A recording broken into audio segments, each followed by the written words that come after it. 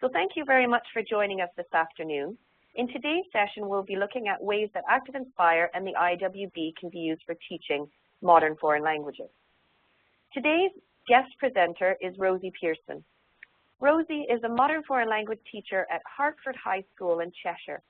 She has also been running a primary masterclass where a selected Year 5 students from local feeder schools come to her after school for an hour's MFL each week. So she's got some really brilliant ideas that she's been using with both her class and this select group. Rosie has also been involved in the iTech project, which is a European-wide project looking at designing the classroom of the future. If you haven't heard of this project before, I do recommend that you have a look at it because there's some absolutely fantastic work going on about technologies in the classroom. And I've just put a link on the screen there to our group in the community where you could read some more about the actual project and also Rosie's involvement in it as well. My name is Janice Pranstadter, and as I said, I'm going to be your host and co-presenter for this afternoon. I'm a qualified teacher, and I'm currently working as a Promethean teaching and learning consultant for the UK and Ireland. My colleague Samantha Clues is also on the webinar tonight. She too started out as a Promethean teaching and learning consultant for Ireland, then moved to the UK and Ireland, and she is now a business development manager for Ireland. As I said, she will be managing the chat for this session, so if you do have any questions or comments, please make sure that you send them directly to Sam by selecting the All Panelists option in the drop-down menu, and as I said, that means that we will all be able to see it. Okay? So just really quickly, if you're joining us just now, to get your chat window open, you just hover over the top of your screen so that your WebEx toolbar drops down, and then click on the chat box, and that will open up to the side. Just then make sure that you send all chat to all the panelists. Thank you. Okay. So on the screen now, you can see some of the things that we intend to cover in this session. As with all of our webinars, this session is being recorded and will be made available to you through a link on YouTube for viewing again at a later date. I won't get it up today, but I will get that link up onto our website as soon as I can, you will be automatically, because you've registered for this and joined us, you will also automatically be sent a link to the webinar once it's finished and once it's uploaded. So if you have any questions, again, use that chat facility, and we'll try to do our best on answering questions as we go along. So before I pass the webinar over to Rosie, I just want to take a moment to point out some features of ActivInspire that are most relevant to MFL teachers and your students. So you might or might not know that ActivInspire is actually available in 36 different languages, and I've just put a little list of the languages up there.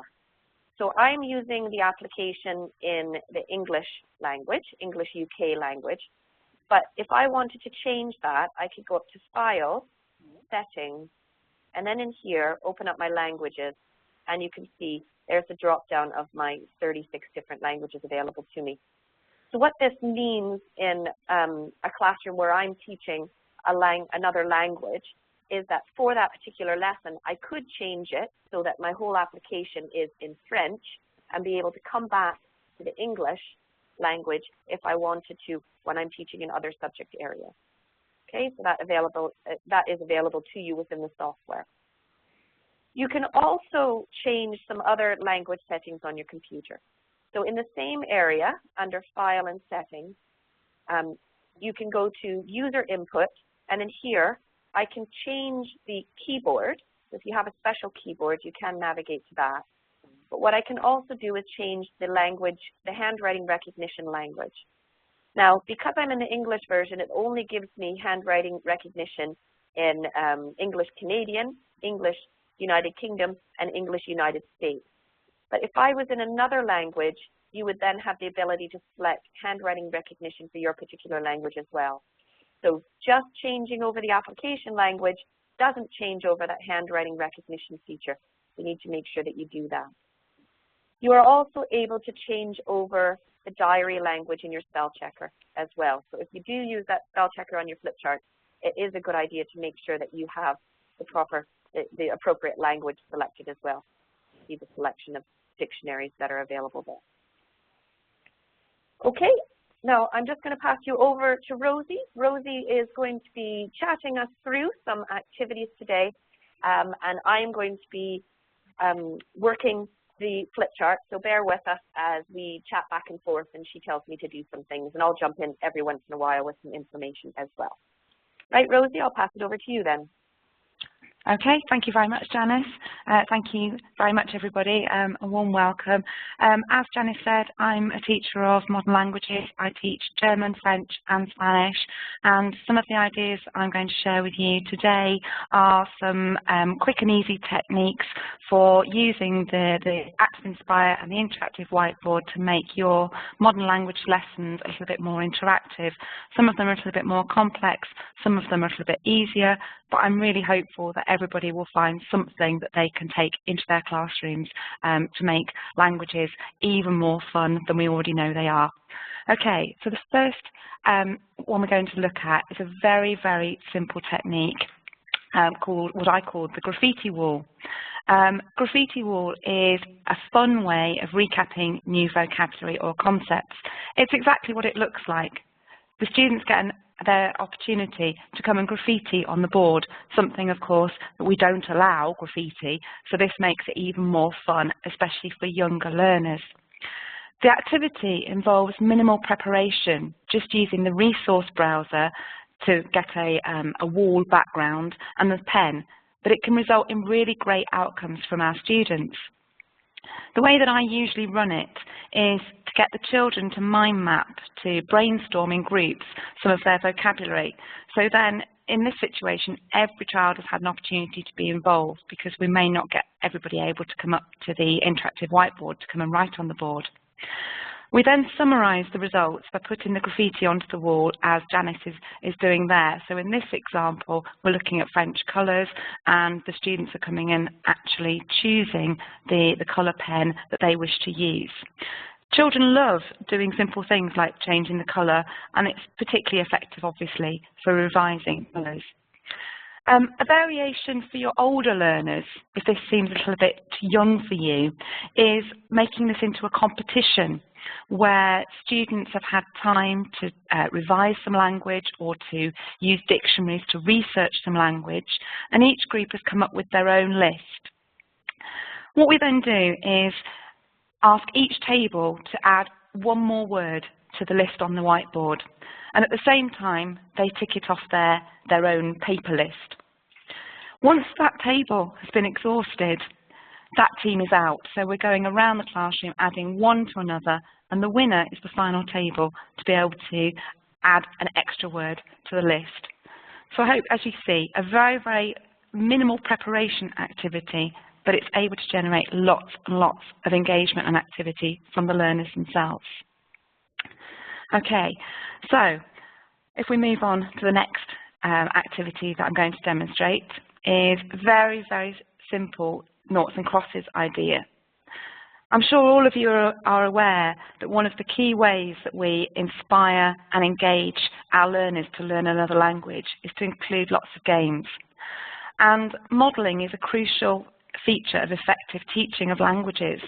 One of the things I often do before getting students to play a game in pairs or in small groups is to model it using the interactive whiteboard.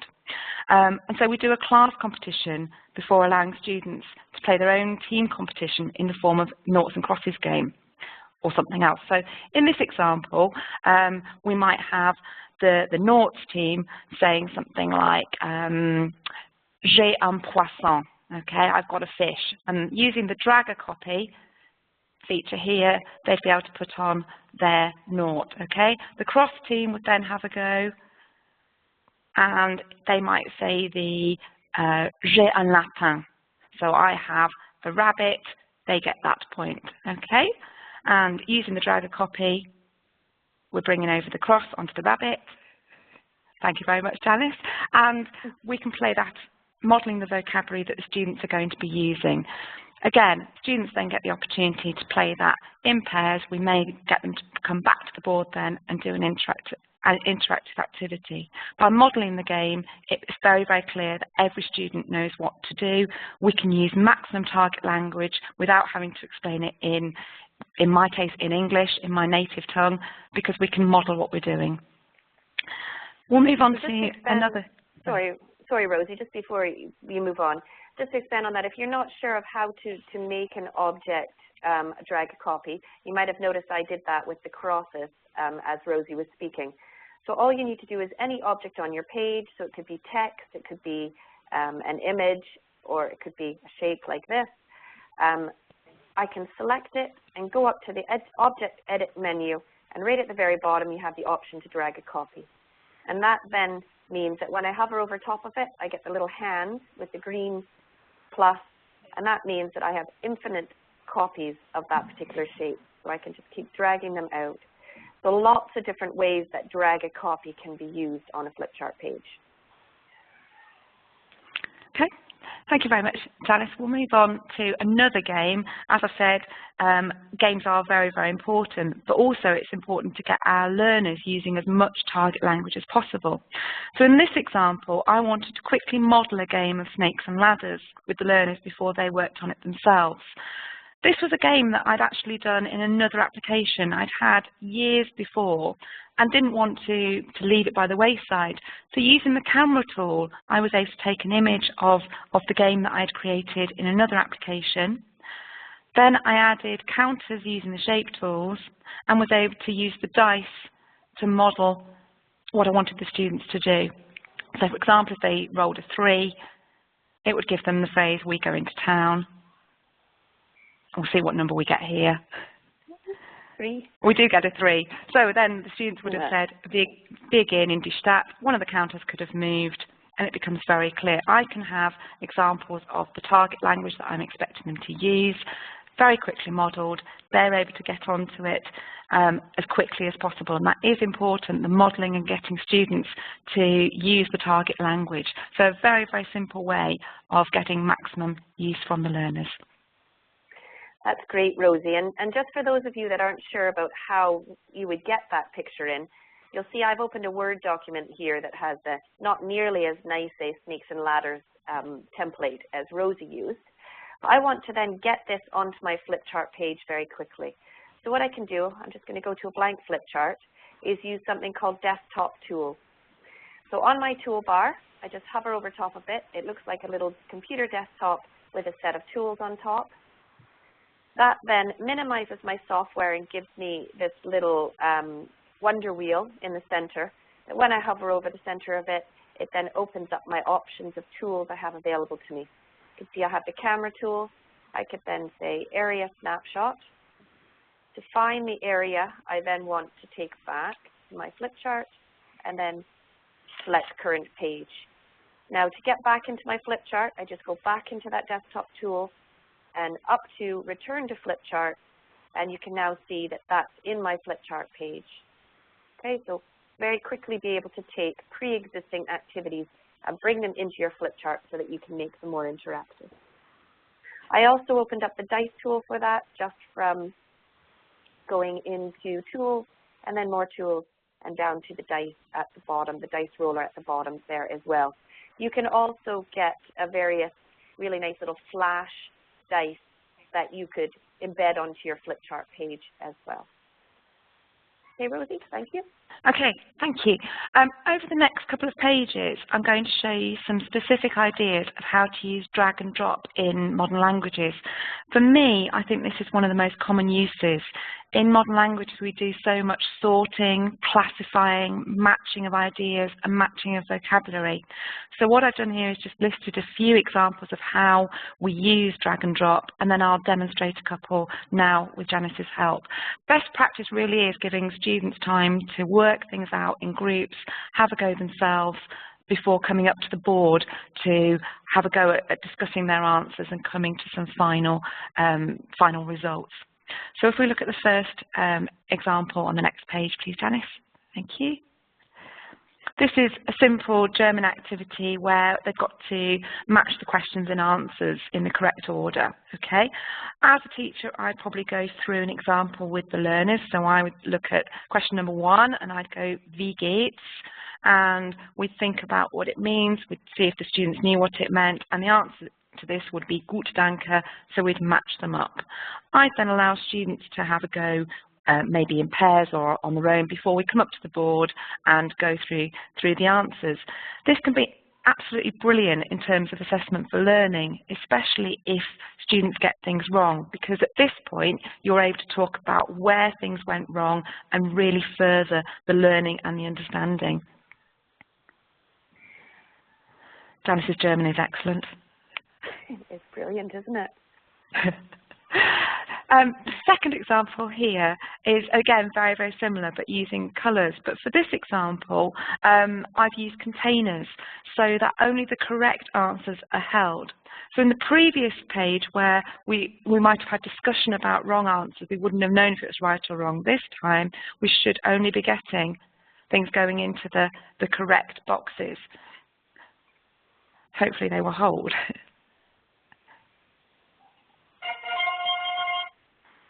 And as Blanco has gone into the white star, it's given a reward sign.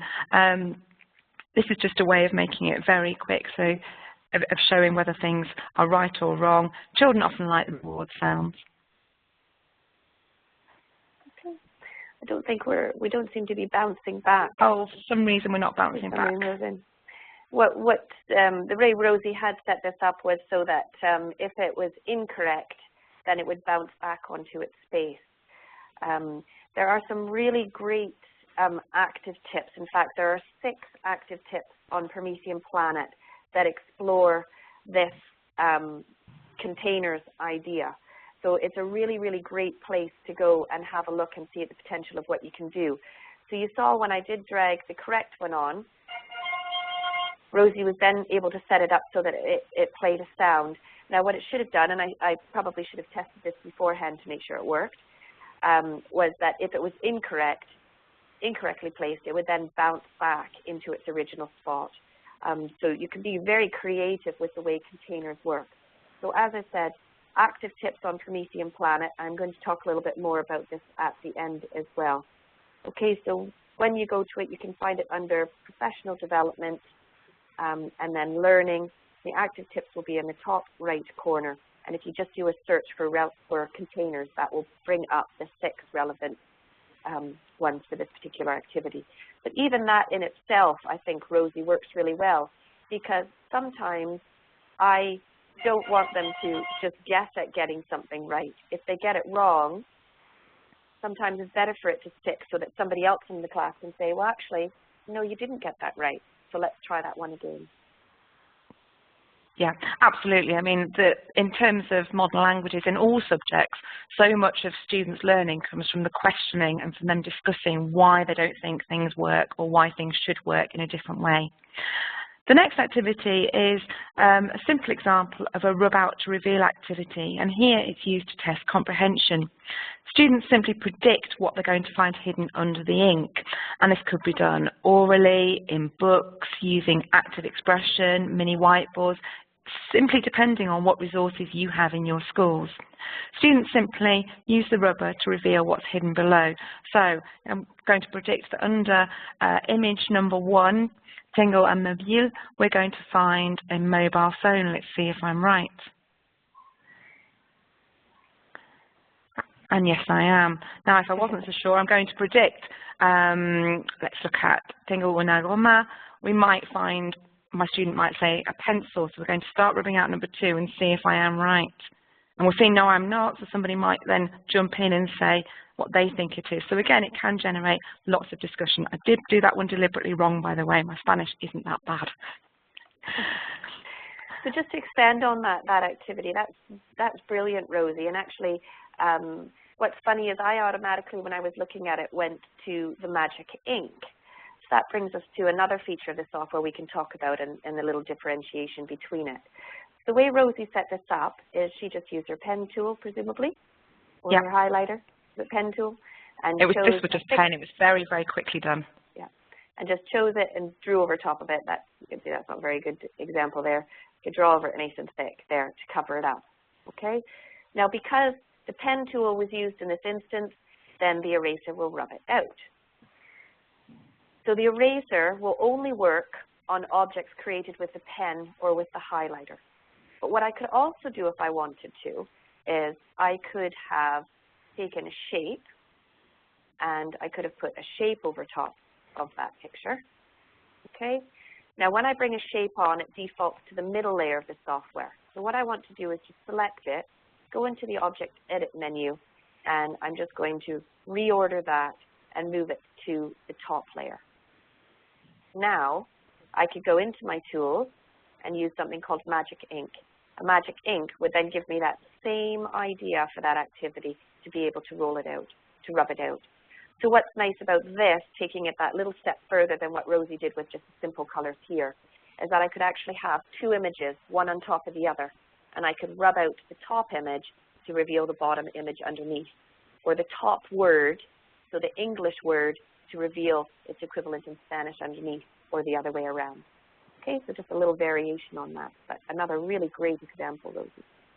And that's a very, very simple idea. You know, we are so busy in our teaching lives that it is nice if you can produce very quick things that actually generate good learning from the students. Moving on now to probably our key tools in modern languages, and that's audio and video. It's very, very simple to insert pre-recorded listening files into your pages, but your school may be short of resources, or perhaps the pre-recorded material doesn't fit your class. I know I've got some students for whom the material simply isn't suitable, and yet I still want to give them the opportunity to work with listening materials and to have audio files. So here I've recorded my own audio files, and students love using this themselves. So hopefully we'll hear one. Can you hear that okay? It was a little quiet. So it was J'ai un stylo, and the students simply have to choose which letter it is. So in this case, it was B. So then we could drag the B over there, or we could drag the un stylo over, yeah. Either way. So adding that drag and drop sort of idea in there as well. So I'll play another one. Okay, we're quite quiet because I'm just having to hold my phone up to the microphone on my computer there. But I hope you get the idea behind that. I think sound is fantastic for loads of curriculum areas, but particularly for modern languages. And I think as somebody who, as a primary teacher, was required to teach a second language, even though I don't actually speak one myself, it was absolutely vital for me to get proper accents across, proper pronunciation across to my students as well. So as Rosie said, you can bring in sound files from different locations. And again, really great tutorials, both video tutorials on Promethean Planet under Learning, and also the active tips that will take you through how sound can be used on your flip chart page, so how you can put sound on. But some of you will be aware that we do have in the resource browser, there are sounds that come with the software. So we've got some various sounds here. So a little animal sound here. I'm just having to move my windows. I could pull that on, and we could play an animal sound very quickly. Stop that sound just by clicking that button up at the top. But if I wanted to record my own sound to put on here, I can very simply do that by going into my tools again, and more tools at the bottom, and you have something called the sound recorder.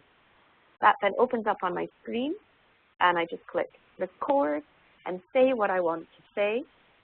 Once I click stop, it'll then put that little icon on my flip chart page. Oh, that's the wrong one. It'll put the one behind it. Sorry about that. Record and say what I want to say. Okay, could you hear that? I could hear that, so hopefully everybody else could.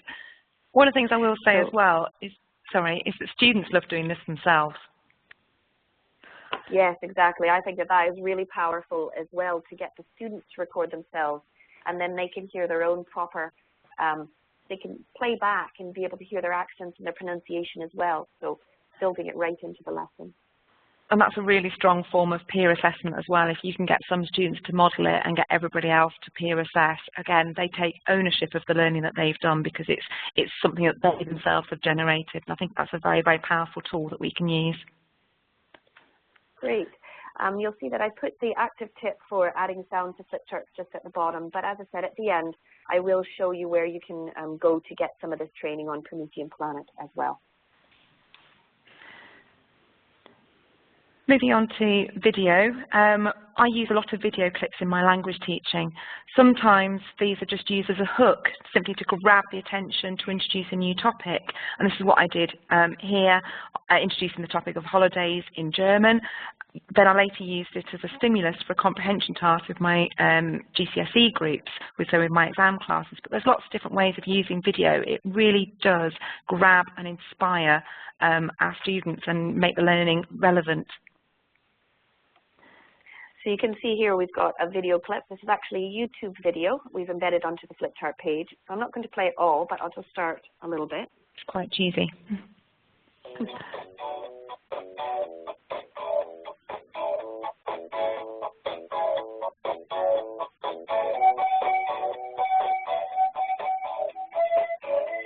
I can just pause that. Okay, so there are lots of different ways that video can be added into a flip chart. And also different video file formats will behave differently on the flip chart as well. So in some cases, it might mean that an external window is opened up and the video is played in that, or sometimes it will embed right into my flip chart page and I can play it just like this. Now embedding YouTube videos is really, really powerful because there's so many great little videos that you can use. As Rosie said, it doesn't need to be the exact context of what you want to teach, but you can just use it as a starter, a way of grabbing their attention. And embedding YouTube video in is really easy to do once you know how to do it. So I'm just very quickly going to show you. We'll go to another page, and I'm going to open up my web page and go to my webinars here. So quickly just open up the one that we did last week on using an IWB for math. And I'm just going to pause that. So on the YouTube page, I just want to scroll down till I get to share, and I want to choose the embed option. And then all I need to do is copy that embed code. So I just use my computer to copy that, and then I'm going to go back into my flip chart. So up at the top in Insert, I go to Link. Okay, so this is where I would also insert a video if I had it on file. I'm just going to go into embedded HTML, and I just want to paste that onto my page. Now, the one thing that you do have to do is, and this has to do with something that YouTube changed, is I just need to go into that code and just by those two backslashes in front of the www, I just need to put in HTTP:, okay, and then click OK, and you'll see that that is now embedded onto my flip chart page. Okay, so once I save that, that will then be there that I can come back to at any point and play in my lesson. So very simple and very quick to do. As I said, again, at the end, I will show you some places where you can find out how to do that and take your time. I know that it's a lot to take in a session like this. Okay, Rosie? Yeah, on the next page, I've added the revealer and ensured that it's already on the page so that my students don't see things until I choose to show them. When I'm introducing and explaining grammar points, I like to try and encourage the students to elicit the rules for themselves and to work things out bit by bit, rather than me just telling them. So in this example, I make use of layers, restrictors, and the revealer tool to show things bit by bit. One part is revealed at a time, and the students have the opportunity to see examples of a rule here. So if we pause the revealer there, they've got some examples, they've got some things to think about, to discuss. Hopefully they come up with the idea that the verb in a normal German sentence is second, and when I pull the arrow, we will then see that, yes, that's what they've come up with.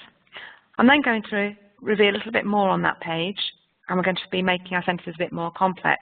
Okay, so we're going to be pulling down a bit further, thinking about whether we know what to add to say we like or don't like something, again discussing the rule, and then again using the arrow to bring out the rule that they've hopefully discovered for themselves. And the key thing here being if students have worked a rule out for themselves, hopefully they will retain it and remember it a little bit longer. That's great, Rosie. So really two features that Rosie has shown there. She's used the reveal tool, and I think that you'll find that is a powerful way for as a teacher to be able to have the information that I want ready on my flip chart page, so I keep the pace of that lesson going, but I'm able to reveal it to my class slowly as and when I want them to see it. So I don't have those, those really clever ones in my class that like to jump ahead of things. I can keep everybody on task and where I want them to be. Rosie's also used these clever little hidden answers, and I really like this, these little tabs. And all this has to do with layering. So two objects, making sure that this object is behind this object, and then being able to pull that out from behind. And if you'll notice, that only pulls out horizontally, and that's because Rosie has gone into her properties and she has set that object to restrict its movement. So if we see down here, you can see she's restricted it to only move horizontally. And I really like that because that just makes things look neater on the page, that I don't have things flying all over the place and covering up other parts of the page that I want my class to see. Okay, so moving on to the next page now, where I'm very lucky at my school to have been able to borrow a set of ActivInspire, and the interactive whiteboard and ActivInspire offers so many tools for assessment, for learning, to check where your students are up to, how their understanding is going. And in this example, having read quite a lengthy German text together, my beginners German class used ActivInspire devices to answer a series of multiple choice questions to demonstrate their understanding. Not everybody has ActivInspire, but it is a very powerful tool to enable students to multi-vote, to put in their responses.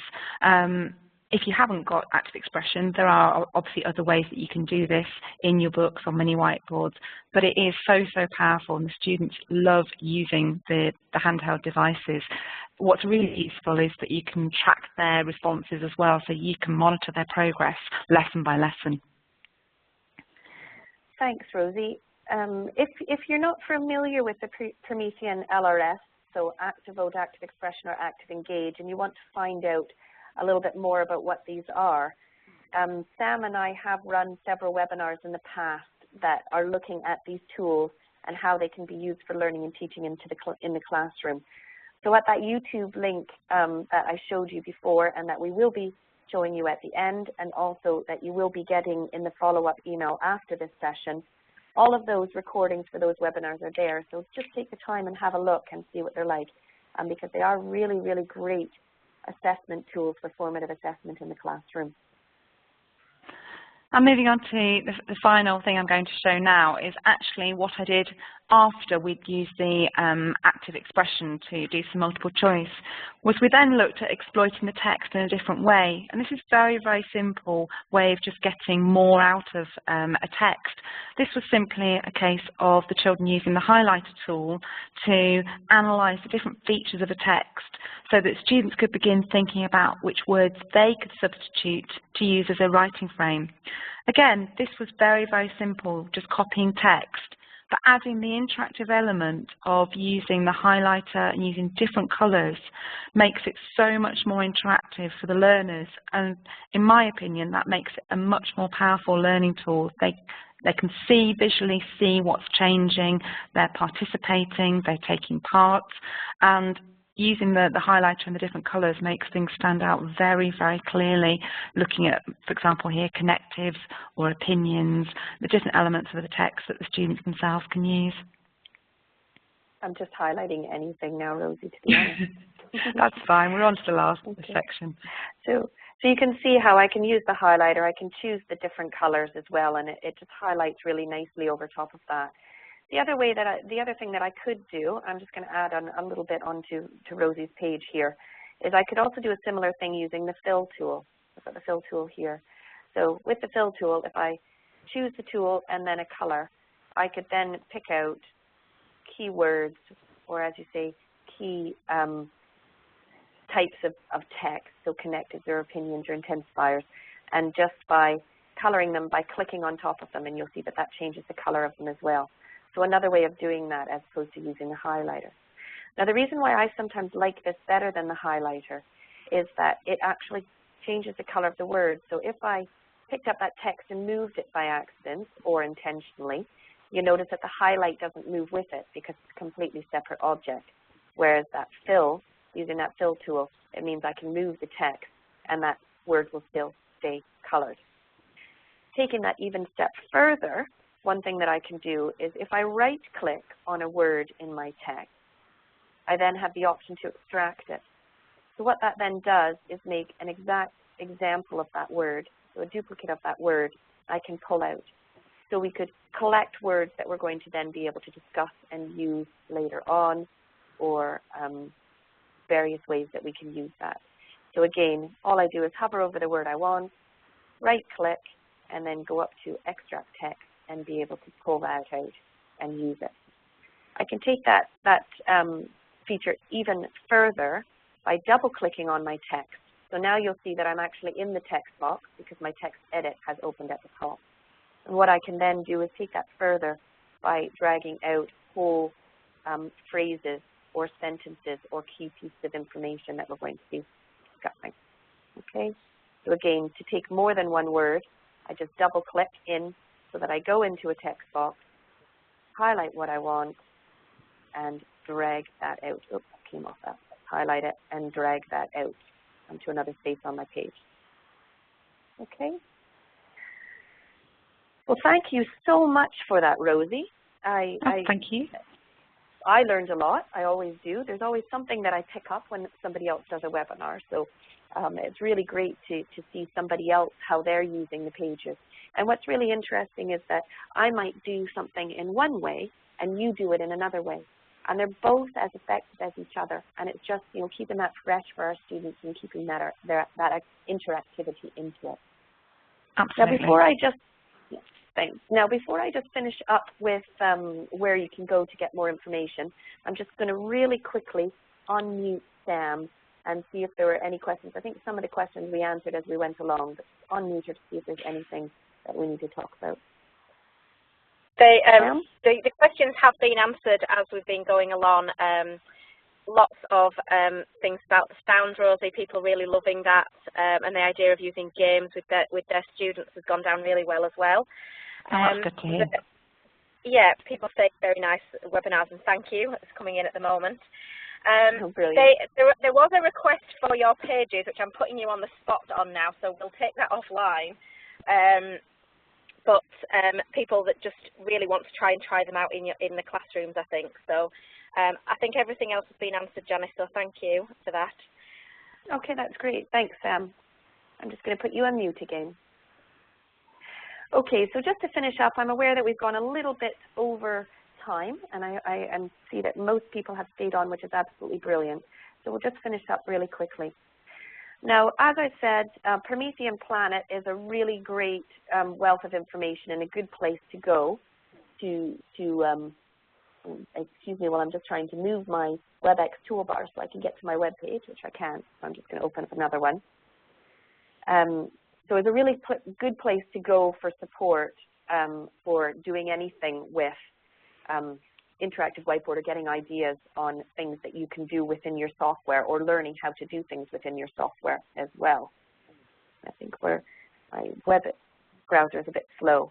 So obviously I'm in the UK, so I tend to use the UK website, but we do have language variant websites as well. So this is a really great place to go to get some fantastic resources, information, support, ideas on using this in different languages that we support. So you can see there we've got quite a lot of microsites there that are available to go to. So if you can't find it on the International English, UK English, or the US English, go onto one of the microsites, go onto one of the language variants and have a look there and see if you can find it as well. Lots of fantastic stuff there. Okay. On the main Promethean Planet English language site, there are a couple things I just wanted to direct your attention to. So the first one is there are a couple of themes that are really quite nice on the main website. We've got a French theme and a Spanish theme. And what they've done is they've brought some of the best resources on the website available. So flip chart examples, so teachers' flip charts that they've shared, as well as resource packs, and also some really good web links. Brought them all into the one area so that you can very quickly find them. So we've got those two language themes there as well. The other thing is the search facility.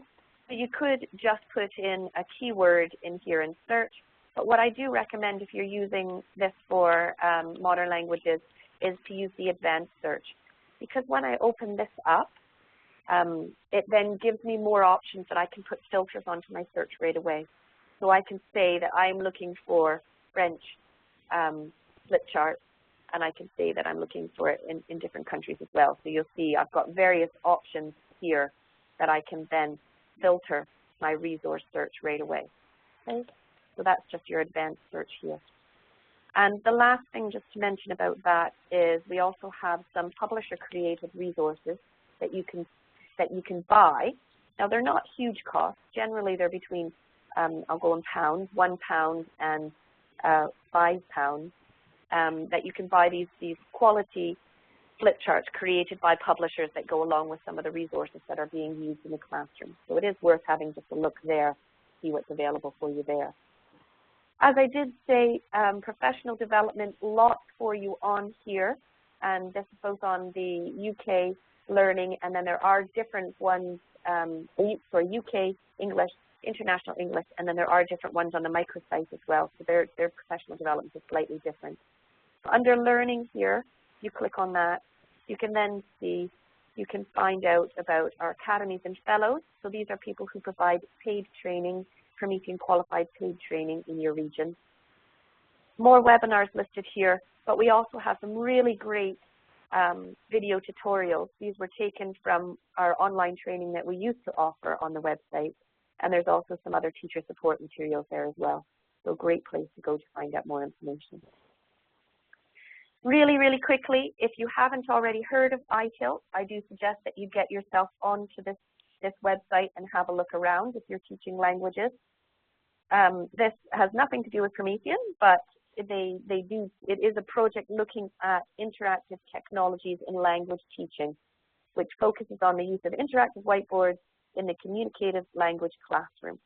So on the site, there are over 200 examples of classroom practice, including videos of class activities, lesson plans and files, and commentary from teachers and learners involved from 7 different countries, European countries. So really good place to go to get some hints on using this with languages in your classroom. So just to finish off finally, thank you very much for joining this webinar, and I really do hope that you found it useful. Thank you so much, Rosie, for your ideas. They were absolutely brilliant.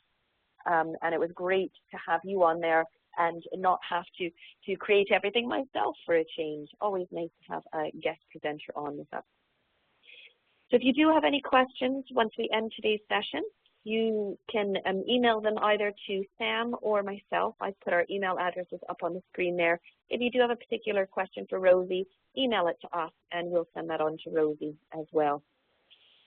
I've also just put our Twitter handle there, Promethean UK and I. We do have other country-specific Twitter handles out there, but what we are trying to do as a company is being much more involved in the social media.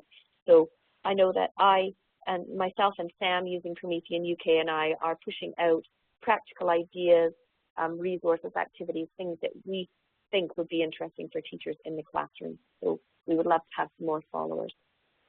Anyway, thank you again very much for joining us this afternoon or this evening or this morning, wherever you are in the world. And once again, thanks a lot to Rosie.